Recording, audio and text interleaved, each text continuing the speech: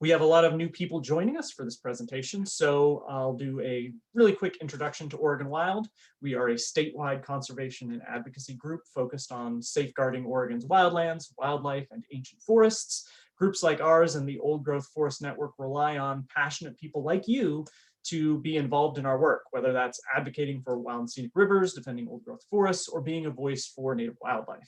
If you'd like to learn more about this work, you can visit our website at oregonwild.org or oldgrowthforest.net. And before we go any further, I would like to acknowledge the indigenous people of this land we now call Oregon. Not just the forests, rivers, mountains, and deserts that those of us at Oregon Wild celebrate and work to conserve, but those places of art and industry, science, commerce, and community that are built upon these lands. We offer our respect to those indigenous peoples who were here before us and are here today.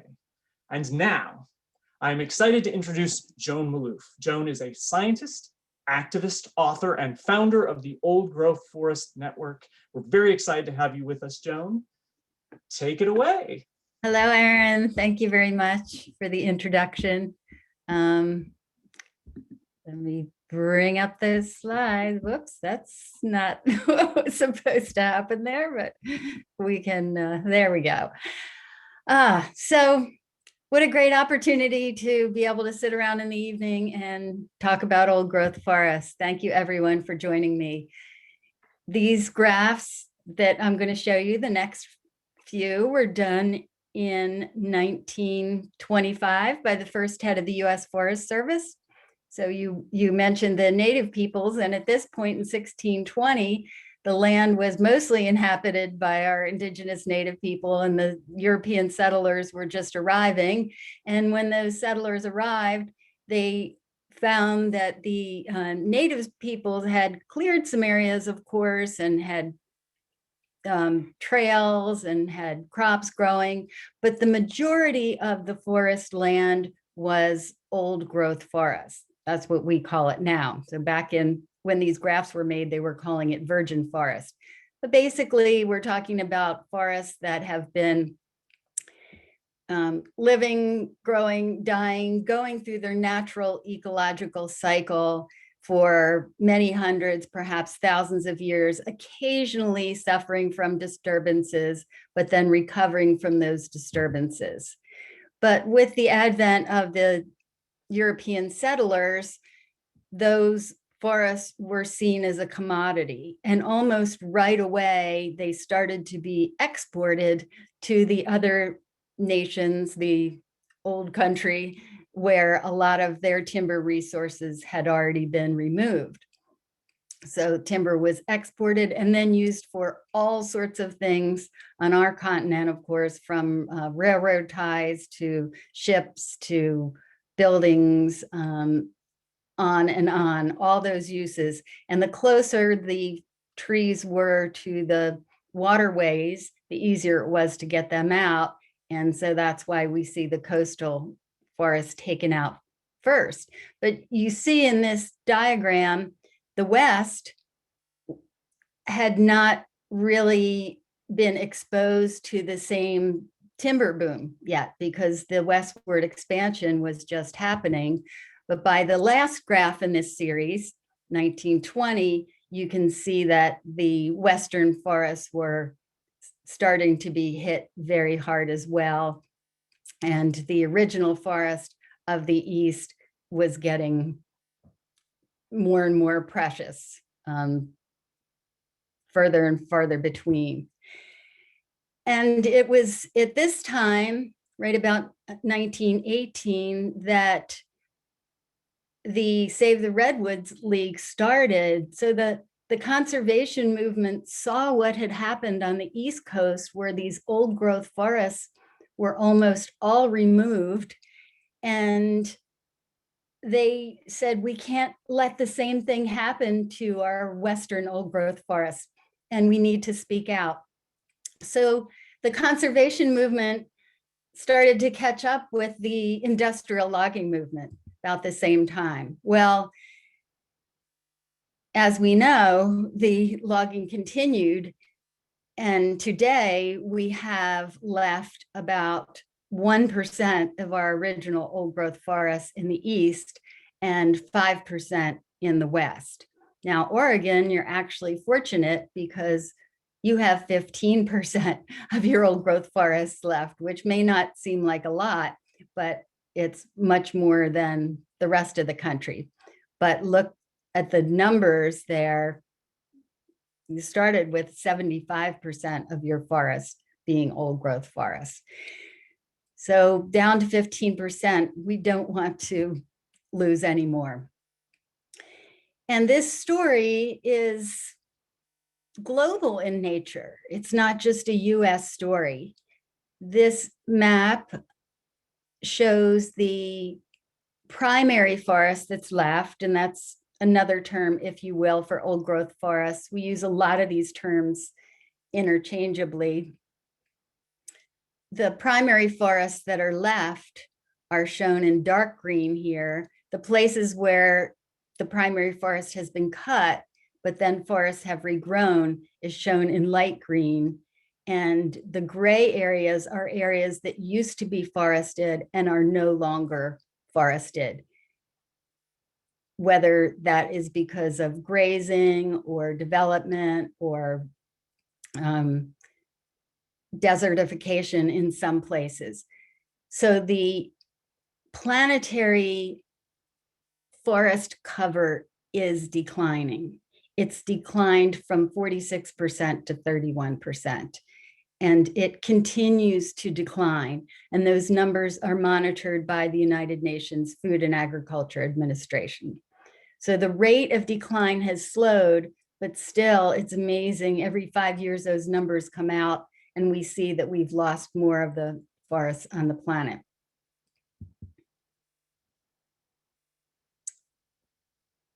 So I was a university professor and teaching ecology, very interested in the way the planet works by itself without humans. What would happen if we weren't here? How does it function? I became very interested in the forests and how when you're in a forest, it's not just the trees, right? But those trees create structure that provides habitat for untold numbers, literally, of creatures, from the fungi to the salamanders, to the birds, to the herbaceous plants. Those forests are, the forests of our planet are habitat for 80% of our terrestrial biodiversity. And I wrote a book called Teaching the Trees. And in that book, I visited an old growth forest in Maryland, small forest. And afterwards, when people would read the book, they would come up and say, how can I get to that forest? I really want to visit that forest. I want to see an old growth forest. And that's when I decided that I should share with people information about how to find these old growth forests, because at that point, this was in 2011 when this book came out, there was not one resource that you could go to find out where you could go to visit an old growth forest. In fact, we did not know until 1992 how much old growth forest was left in the East, if any.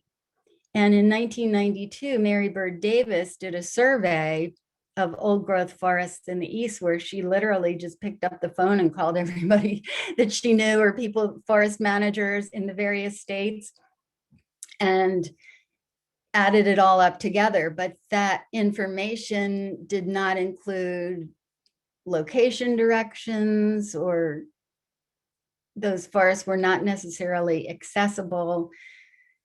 So my project in my second book, Among the Ancients, was to visit one old growth forest in each of the 26 eastern states and let people know exactly where they were and exactly how to get to those forests. Now, eastern old growth is very different than western old growth. So you all are in Oregon are very lucky that you've seen the huge trees. And here in the East, where I am at the moment, I'm in Maryland tonight, our old growth forests, we're lucky if they look like the one at the bottom that I'm hugging. And that is a 326-year-old tree. So it's definitely Eastern old growth.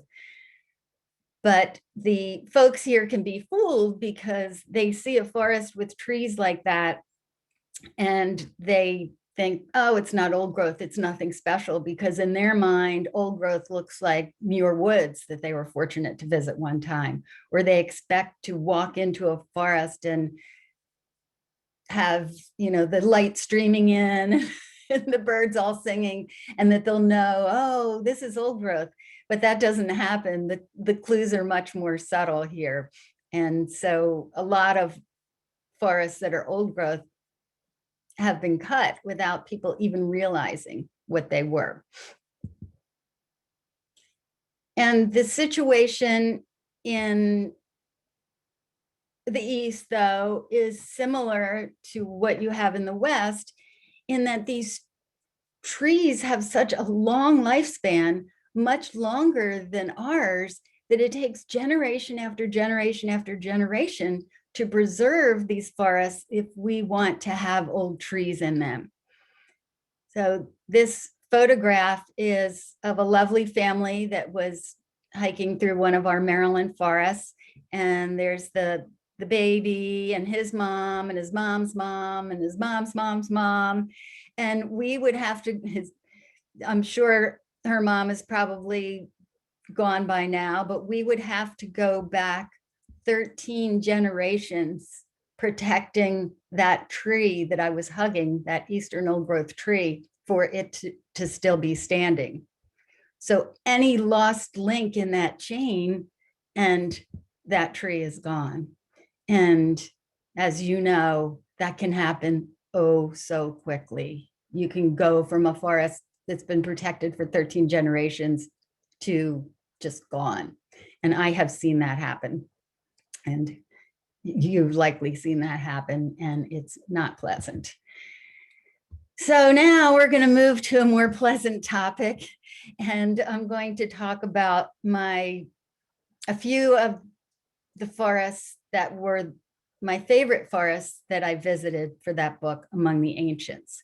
So I will start out now by talking about some of the Eastern forests that I enjoyed, Eastern old growth forests. And then I'm going to shift and talk about the work of the Old Growth Forest Network and some of the Western old growth forests. So don't worry.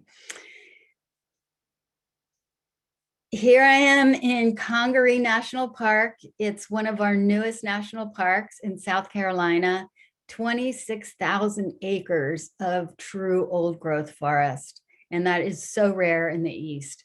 The majority of this forest is bald cypress. So it's a lowland, swampy, certain times of the year, there'll be standing water in there. At this point, it happened to be dry, and the bald cypress trees grow these roots that stick up. They call them knees, or scientifically, they're known as pneumatophores, that botanists like to argue about what they're there for. In particular, some people say that they are to supply air to the roots, since often these trees are covered in water.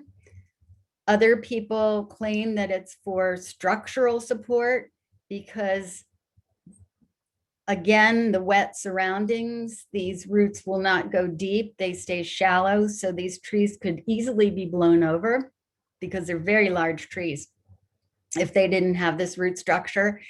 And yet a third hypothesis is that these roots are there to keep the dinosaurs away, to keep them from pushing the trees over, damaging the trees. And yes, we remember these trees were here during the times of the dinosaurs. So they have certain adaptations to live among the dinosaurs. Many of these stories of these old growth forests, I just love the history behind them. This was this had been leased by a group of men that would hunt in this forest. And then they saw that it was going to be cut down, and the one hunter said, I just can't let this happen. And he started letting people know about it. And the other hunters were all upset with him, but it finally became a state park and then became a national park. And the range of the bald cypress trees, this is the original range. It's a very southern tree, and its range has been shrinking as these trees have been cut out. Many of you have probably seen this amazing image that was taken recently by a National Geographic photographer. And this was taken in this Corkscrew Swamp Sanctuary, which is in Florida, a bald cypress forest in Florida that is part of the old growth forest network that I started that we'll be talking about. But the point here is that these old forests are not just amazing for their trees, they're also so important for animal habitat. The rare Florida panther, the last place it's going to be found is in this old growth forest. It is its refuge. And when folks were looking for the ivory-billed woodpecker, remember that a few years back? Where did they go? They went to Congaree because they thought if it's anywhere, it will be there. Another one of my favorite forests that I went to on the journeys for that book, Among the Ancients, was the Porcupine Mountains in the Upper Peninsula of Michigan. And this is it's right about up here, it's the Upper Peninsula of Michigan.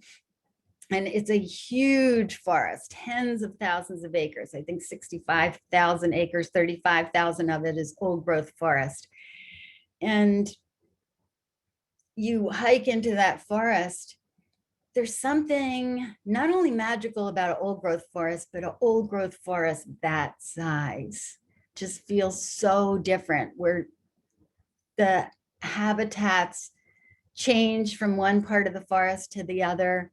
But one of the glorious trees in that forest is the eastern hemlock. And the eastern hemlock now has been threatened with an invasive pest species, the hemlock woolly adelgid.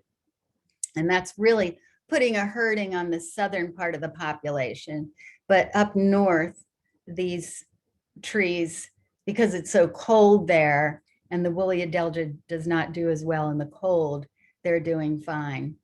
But they have their partners, some would say pathogens, or you could think of as partners, these fungi, the hemlock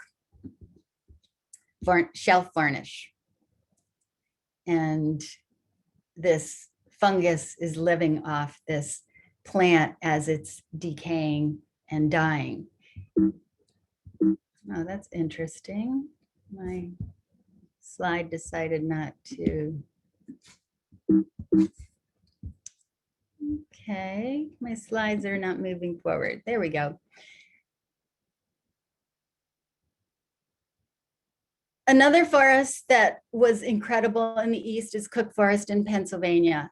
And this is an 8,000 acre forest. And I highlighted the fungi here, as I mentioned in the last slide, because visiting all these old growth forests, I really began to appreciate the coarse woody debris, the dead trees. You realize how much a part of the ecological system that the dead and decaying trees are.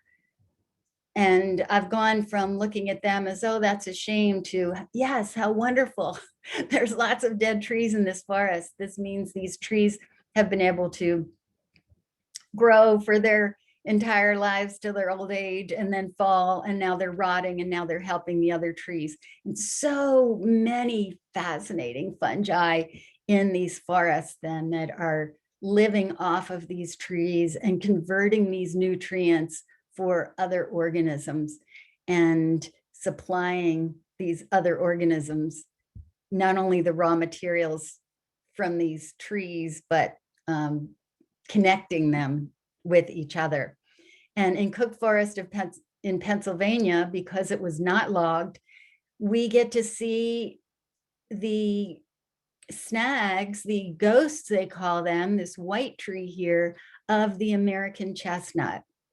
So most other places, when the blight came through, the chestnuts were just cut out to get some value for them. But here they were left alone, and you can get a sense of the role that they played in the landscape. And they were one of our dominant tree species in the East. And the last one I'm going to mention in the East is the last forest that I really loved was Sipsey Wilderness in Alabama, right? You never hear about this forest. I'd never heard about that forest. If I hadn't been looking for a particular old growth forest to visit in Alabama, I would have never heard of Sipsey. But my research led me there, and I was so honored to have been able to visit it. And this particular tree that I'm lying in front of there is a tulip poplar tree. And the name Sipsey was actually the Native American word for the tulip poplar tree in that region of Alabama. And I hiked in 4 miles to be able to see this particular tree. It's just known as the tree. So the tulip poplar tree range is quite large in the East, and it's quite a common tree, but rarely do you see it this large. One other place where you can find the tulip poplar trees this large is the Joyce Kilmer Memorial Forest in North Carolina. And those trees are much easier to get to. You pull up to the parking lot, it's a short hike. You can see massive tulip poplar trees like this, but you'll also see a lot of other people around. And it's not like the experience of visiting this one in Sipsey. And as I mentioned, that book Among the Ancients contains all the exact directions how to get to these places that I'm sharing. So this was a quick snapshot that I took of my map when I was planning my routes and where I was going to go to the forests. And it took me a couple of years. I didn't do it all at once because I was teaching at the university. So I would do a couple forests on spring break, and then I'd do some in the summer, and then I'd do some in the fall. And I was driving all around the country, flying to a few places. And I started realizing how rare these places were, you know, this 1% that's left. And I was lucky that I got to experience them, but this had been the common cover of our country. And now so few people were in touch with it that even knew what our land looked like. And I thought especially of the children. How would they know what their planet looks like, their Earth, where they live, because it's been so disrupted? And why would they want to speak out to try to protect it if they didn't understand it and didn't have a relationship with it and spend all their time on a screen instead of out in nature? But then how could we even get them out into nature if their parents didn't know where there was a forest that they could take them to? So I'm thinking about these forests, and I'm thinking about the children and wanting to get them to the forest, to experience the forest. So hopefully they would want to preserve the forest. And I wanted to preserve the forest too. So that all came together for me in this vision that just happened to me all at once on these journeys. I said, how can we do this? How can we get the children to see these forests and understand the forests? Let the parents know where they are so they can bring the children. And I thought if we have one forest in each county of the US that's protected from logging and open to the public, relatively accessible forests, not in the middle of some wilderness, forests that grandparents and grandchildren could get to together. If we could do this, then more young people, more people of all ages could get to these forests and build a relationship with them. And that idea I called the Old Growth Forest Network, knowing that there was not an old growth forest left in each of these counties, but that if we could ensure that one was protected from logging, that in time it could be old growth again. So it's a way for our nation to build more old growth instead of continually losing it as we have done. And when I went home and I Googled counties in the US, this is the map that came up. And I was a little stunned, but it didn't stop me. I knew that I would need help, a lot of help, and I would need an organization. And so I was able to form an organization and invite a board to help me, and a 501c3. And that was in 2012 that I started the organization. And I'm happy to say that we have been growing since then, and I'm going to share a little bit more about what we've been doing since that time. This is an image of our website, which I invite you to visit, oldgrowthforest.net. And if you go to the tab that says forests, you can find directions and descriptions of all the forests in the Old Growth Forest Network. Currently, we have 118 forests in 24 different states. So this is a national effort, right? So we've gone from just the East to now it's the whole country. And we're supported entirely just from private donations and small family foundations who believe in our work. And we've had increase in donations every year. And I'm so grateful to those people who believe in the mission. And we've been able to expand the organization from myself as the sole employee to now we have a handful of employees, and it's a very small handful, but we'd like to have more. And everything is just going very well for the organization. And we have dedicated some Western forests. I'm going to shift and talk about them now. And of course, the iconic redwood forests. The one we selected for Humboldt County was the Rockefeller Grove. So the redwoods, this is the range of the coastal redwoods, Sequoia sempervirens. The green is the historic range, right up the coast. And the red is what is left of the old growth, right? Not that much. So when we're in a forest like this, we think, oh, how wonderful.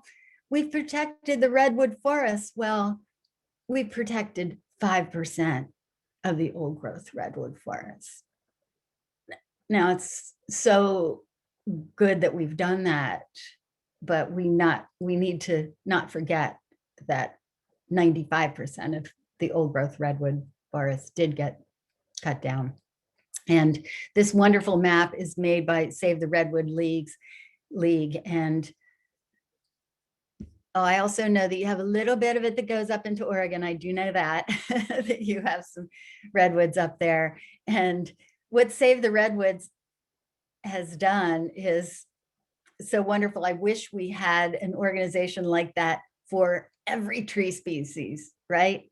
Save the bald cypress, save the Doug firs, and in every state. But they do great work with what they do with their species and in their state.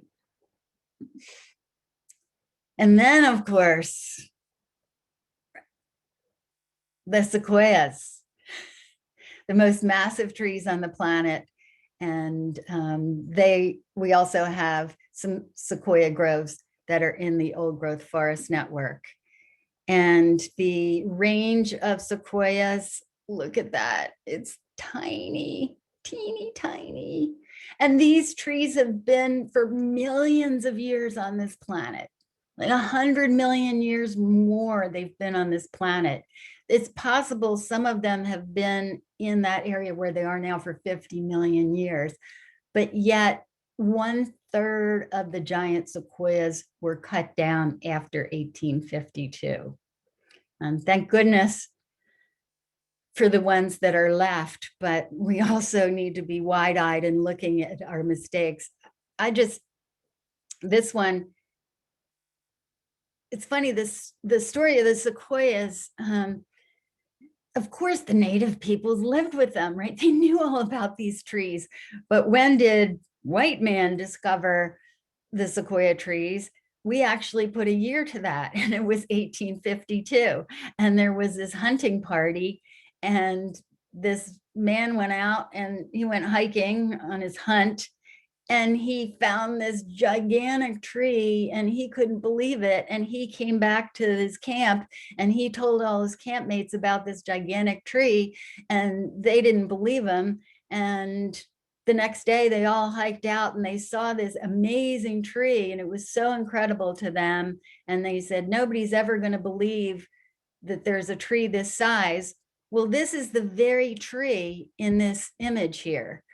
They cut the tree down the next year just so they could haul it east to show people that they didn't think would believe the size of these trees. And this is 32 people that were actually dancing on this stump. What crazy history, right, we have with these forests. So hopefully you're close enough to the sequoias that the majority of people listening to this have seen them. But I would say if you have not had that experience yet, by all means, put that on your bucket list. And another one that's in the Old Growth Forest Network that was on my bucket list for many years that I finally got to see were the Bristlecone Pines.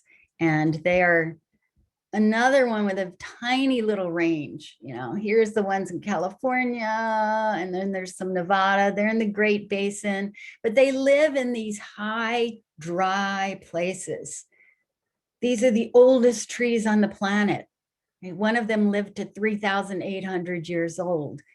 And one of the reasons they can live so long is because they're growing so slowly. Their wood is so dense, and there are not many fungi or insects where they live because it's so dry and so cold. So between this slow, dense wood and these almost barren environments, these trees escape the rotting and the insects that eventually take out most other trees. But there is something so special about visiting them. And for years I'd been wanting to, but I wasn't really sure how to get there. Which one should I go to? So now with the Old Growth Forest Network, we give you exact directions to a beautiful bristlecone pine grove to visit. So I'm wrapping up on my stories there about the old growth forest, and I'm picking out the exceptional ones, of course, right? The exceptional ones in the East and the exceptional ones in the West, but there are many smaller, maybe not even old growth forests that are in the Old Growth Forest Network that we ensure are protected and lead people to. And the last tree that I wanted to talk about was the Sitka spruce. And this one I wanted to mention because it does grow in Oregon, and it grows from Alaska, you can see in this graph, down all through the Canada coast, through Washington state, and into Oregon state. And although it's named Sitka for Alaska, it gets larger and larger as it grows to the south. And the largest of these species are in Washington state. And you have majestic ones there in Oregon too, that I have seen. The Sitka spruce is kind of a touchstone for me because I've always loved plants. I don't know why. I was born loving plants, interested in plants. When I started university, I majored in plant science. As part of those studies, I took a forestry class. I think it was called Forests of Forestry. And we were all assigned different trees. And I was assigned the Sitka spruce. I'd never seen a Sitka spruce, right? This was University of Delaware where I went. At that point, I had not experienced these trees. And in those, in my 60s now, so in those days we didn't have any Google. All we had was the university library. And I go to the library and I'm looking up books and on information about Sitka spruce, anything I could find. And all I could find was how to cut them down. Literally, my whole report was about whether shelter belt cutting was better than clear cutting or seed tree cutting.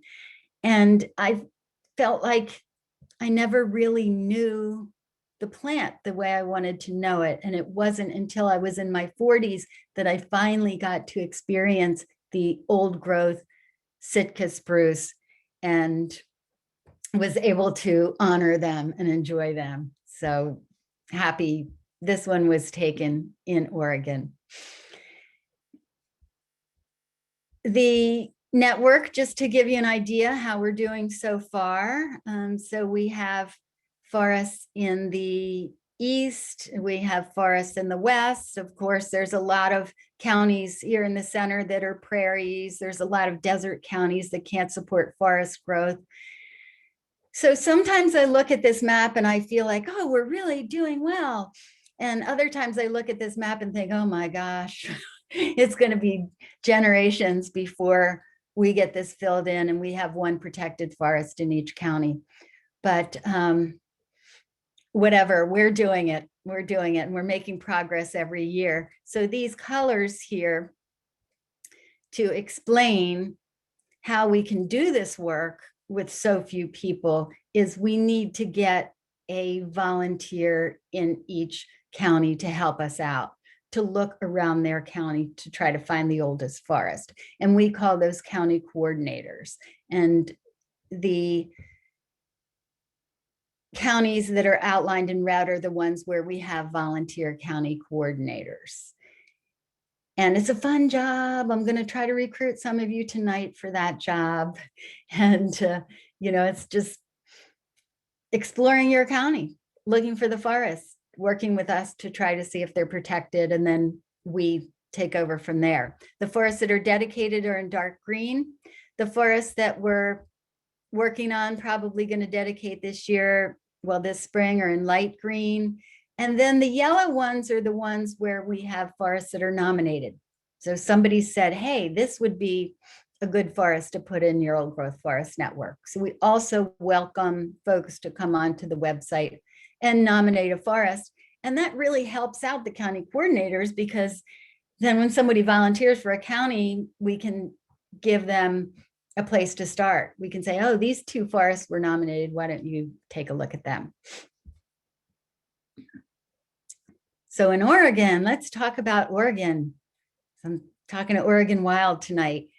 These are your counties, right? How are we going to find a protected old forest relatively accessible in each of these counties?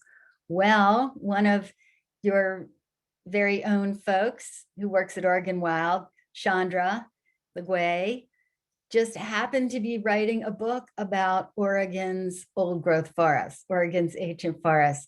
And we got in touch, and this is wonderful for us, right? Because she's doing all the research. She's out there hiking and she knows which forests are accessible and which forests are old and which ones are the favorites. And she also volunteered to be a county coordinator for us. And there she is right here. She's a beautiful person. Not the best picture. There I am. There's the forest manager. Here's some folks coming along to join us for dedication of some Oregon forests into the old growth forest network. So once we identify the forest, talk to the forest management, ensure that it has the protections, then we like to have one of these dedication celebrations. This one was in 2019, luckily, because we didn't do any in person in 2020, but we did do some virtual ones where we videoed our forest dedications. So our Oregon forest dedications were number 98, 99, and 100. And here is our 100th forest in the network. It was a huge celebration, and it was at Opal Creek in Oregon. And all these forests, as I mentioned before, have just such interesting stories about how they got preserved. And it's usually people that live there, families that protected them for a while, people on the ground, people in the community. It wasn't the government saying, oh, let's protect this old forest. No, many times it was people fighting the government to protect the forest. And this was the case in Opal Creek. You may be familiar with that history. There was even a book written about it called Showdown at Opal Creek. And this guy here, George, was a big player in preserving the forest because he and his family lived in this old forest and they were mining in there. They weren't people you would think about as environmentalists or conservationists or tree huggers. But when the Forest Service came in there and started putting in stakes for where they were going to harvest the forest, as George told me, he immediately started pulling them out and thinking how he could save this forest. And how he saved it was, how he got it saved temporarily anyway, was by saying that this was an active mining claim that they had in the national forest and that the forest couldn't be cut in the area because they were actively mining. Well, that gave them enough time to rally many people who wanted this forest protected. Such a lovely place. Now, last year, the forest ripped through, a fire ripped through this forest and it killed George. He just stayed in his cabin through the forest fire, and they found his body and destroyed a lot of the buildings at the Educational Environmental Center there and did a lot of damage to the forest. So Opal Creek, a wilderness area, is not looking the same now that it did in 2019. And now there's another threat to it right now. You would think a wilderness area, it's a shame it burned, but it will recover. But no, just this month, the Forest Service said that we're going to do a danger tree reduction cut in many of these areas where fires went through, which means that they're going to cut any standing dead or damaged tree within many feet of any roadways. So that means equipment coming in, that means seedlings being damaged, that means trees that possibly could recover being taken down. That means probably invasive species coming in, and I'm very against that cut. When I went on the Forest Service website to express my objection to that, only Oregonians were allowed to comment. So I'm sure if you're interested in what's happening there, the comment period just closed Monday, I believe, but the good folks at Oregon Wild can fill you in on what's happening and if there can be anything done to stop that cut. Now, it's not like I would be against all such cuts. You know, if this was along a roadway connecting towns, it might be one thing. But in a wilderness area, this does not need to be done. If some trees fall across a roadway, then we can deal with them. We don't need to go in and cut them just in case. Thanks for listening to my soapbox that I love to get on. Okay, Old Growth Forest Network in Oregon. County coordinators in the outlined in red with the red hash. So you can see there's a correlation between where we have county coordinators and where we get the dedications done. You know, somebody might be out here in Wheeler County. You know, there's a nomination, but I don't have a person there that's going to help us out to be able to go and look at it and make suggestions to me. So Wheeler County is just going to sit there until we have a helper because we have so much other work that needs to be done. So it's really a case of squeaky wheel. So the ones we did last summer, Lane County, Lincoln County, Cape Perpetua area, and then Marion County is the one where Opal Creek is.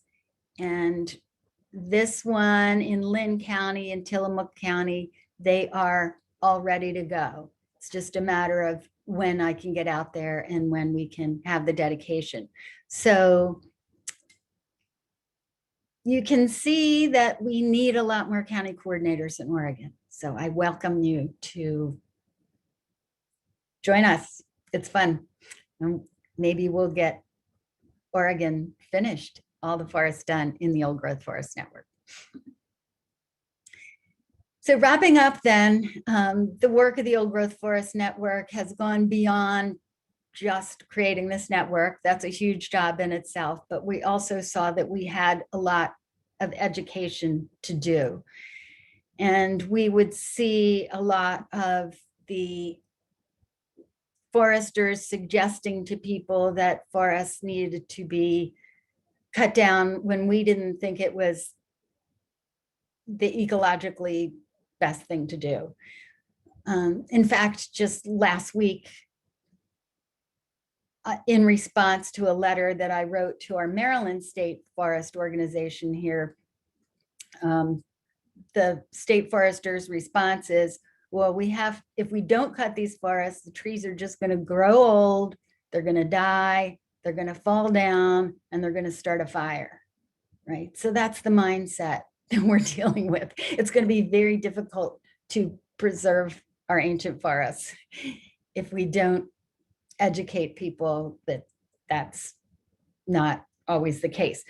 So this book, Nature's Temples, is looking at the difference between managed forests and unmanaged forests. And any scientists that compared managed to unmanaged forests, whether they studied salamanders or fungi or birds or mosses, et cetera, snails, what did they find? And what they found, this is the cheat sheet, was that in the older unmanaged forests, there's higher carbon storage, more salamander species, more lichen species, more beetles, some species that are only found in the old growth, more fungi species in the old growth, more snails in the old growth, and some specific to old growth, and more wildflowers and herbaceous plants in the unmanaged old growth forests. So if someone tells you that forests need to be managed to be healthy, ask them their definition of health, because to me, this looks like the older unmanaged forests are healthier. And not just in terms of things besides trees, in terms of the trees too, because the oldest, largest trees are in the unmanaged forests.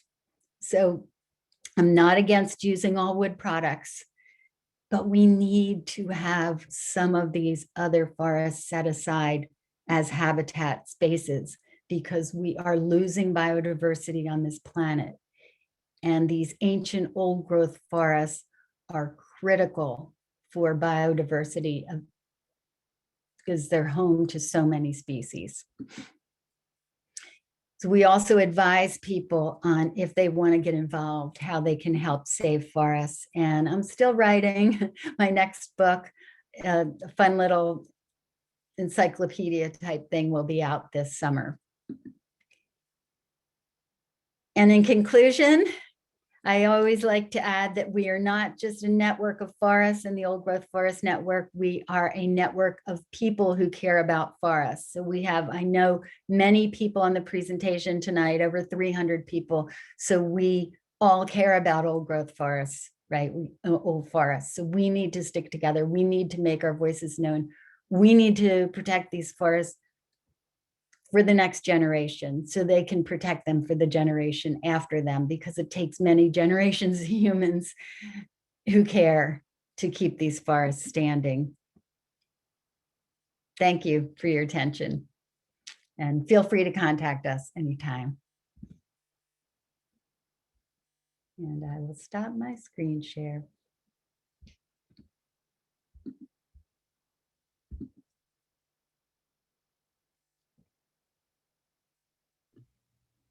Thanks so much, Joan. That was a fantastic presentation.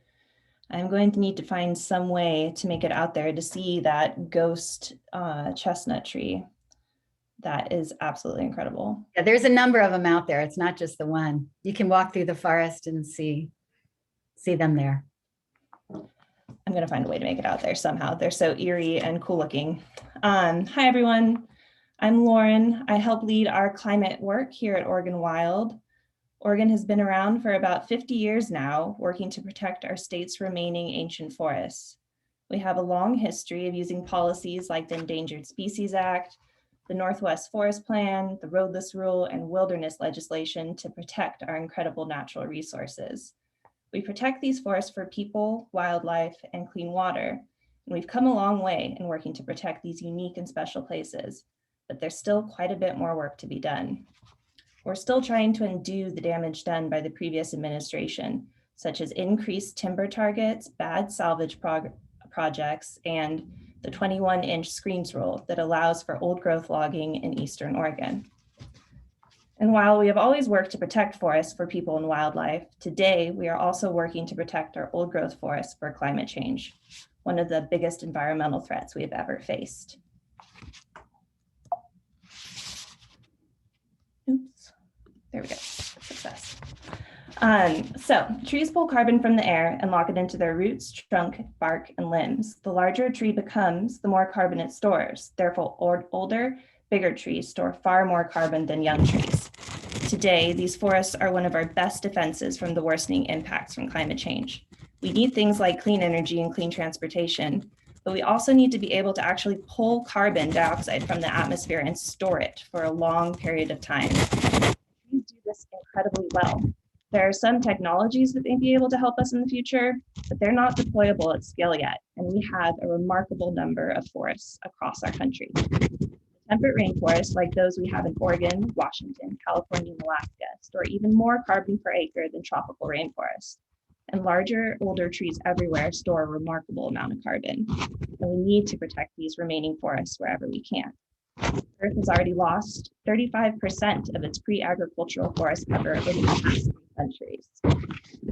Of the remaining forests, as much as 82% are degraded to some extent from direct human actions such as industrial logging, urbanization, agriculture, and infrastructure. Of the human-caused CO2 emissions since 1870, 26% is due to emissions from deforestation and carbon degradation. That's a lot. And it's not only all about climate change. Not only Lauren, I think your notes are a little close to your mic. Oh, thanks, Erin. Sorry. Okay, so it's not all about climate change. You know, this is an incredible challenge that we have, but older forests are also critical for addressing the climate crisis. They're also a key solution for confronting the planet's extinction crisis.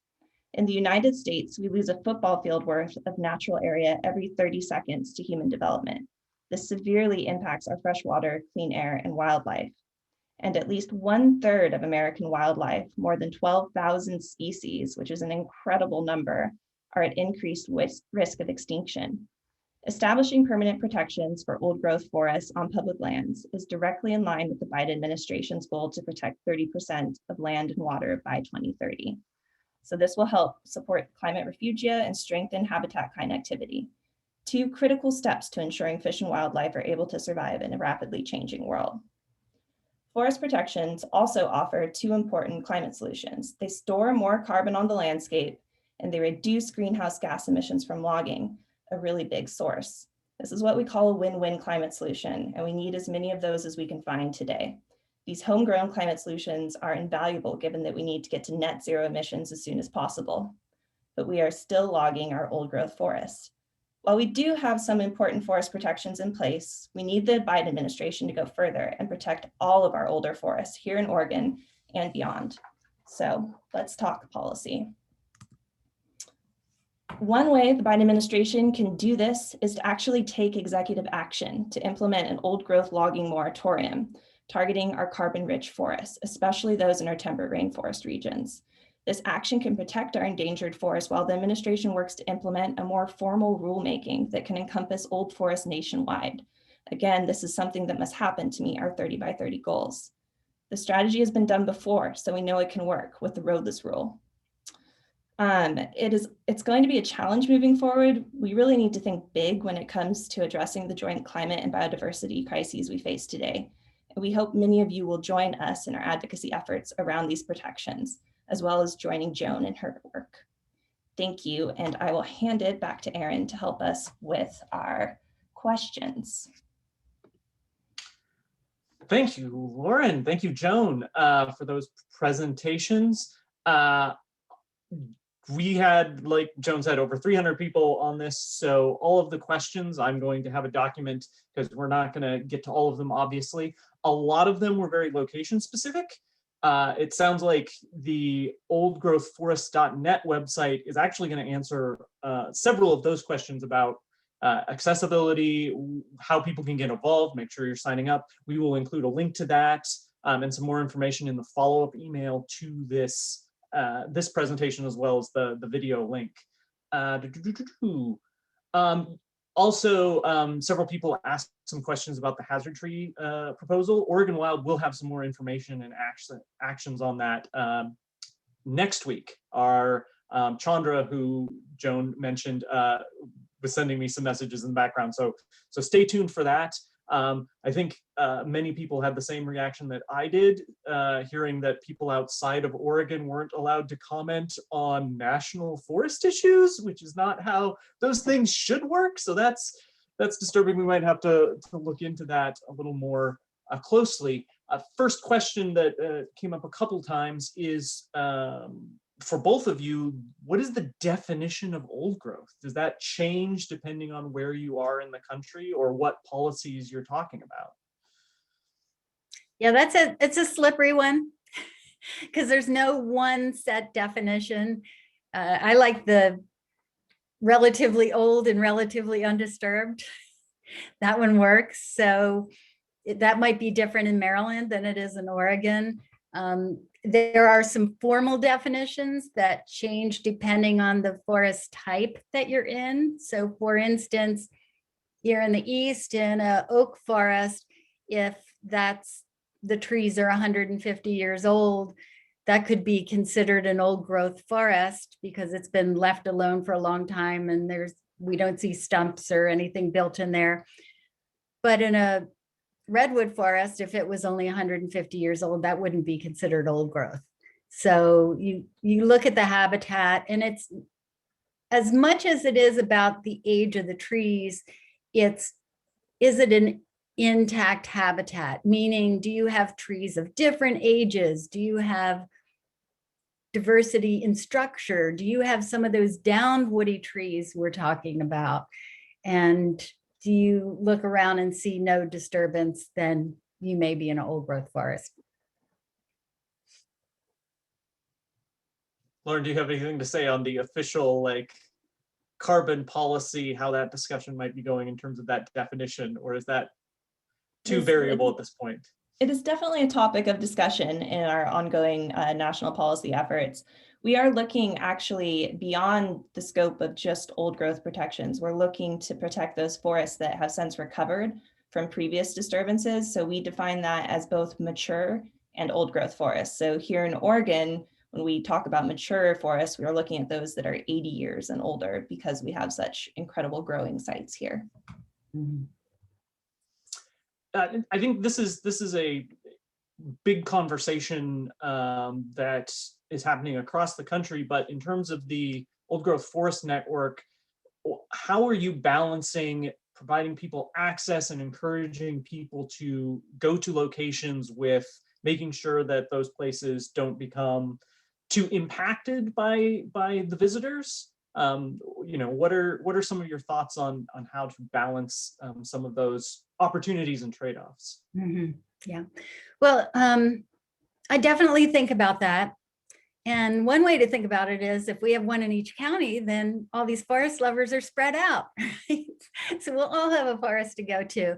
And also, we're not looking for the most pristine wilderness. We're looking for an old forest that has a little bit of infrastructure development to it. So ideally, our forest will have a parking lot and they'll have a trail, and we would like people to stay on the trail. And also, I find that the people that visit these forests through the Old Growth Forest Network tend to be people that respect forests anyway. You know, they're not lugging their coolers or bringing their music, and they're people that are there to see and appreciate the forests. So we haven't had any problems yet with any of the forests in the network being overloved. And are there other stakeholders beyond, in terms of your process of identifying, nominating, bringing these forests into the network? Are there other stakeholders that you work with in that process? And what are kind of the varying degrees of protection? Like, are we, what kind of mechanisms are prerequisites for being brought into the network? Yeah, excellent questions. So there are many different layers of protection, right? The very strongest protection on our land would be wilderness. You know, that was an act of Congress to get something to be a wilderness area. And it took 40 years for the Wilderness Act to be passed. So that is the strongest. So a few of our forests, we're fortunate they're in wilderness areas, so they're protected, or in national forest wilderness areas, so they're protected that way. Some of them are in national parks, which are pretty strongly protected. Only a few states protect their state parks, but in that case, like California is one of them that protects their state parks. So we can, if we identify a forest and it's in a California state park, that can be protected. So I'm going from most protected down to least. So then as we go down, there are areas in states like state natural areas. A state may not protect their park, but it'll protect the natural area. So that can be in the network.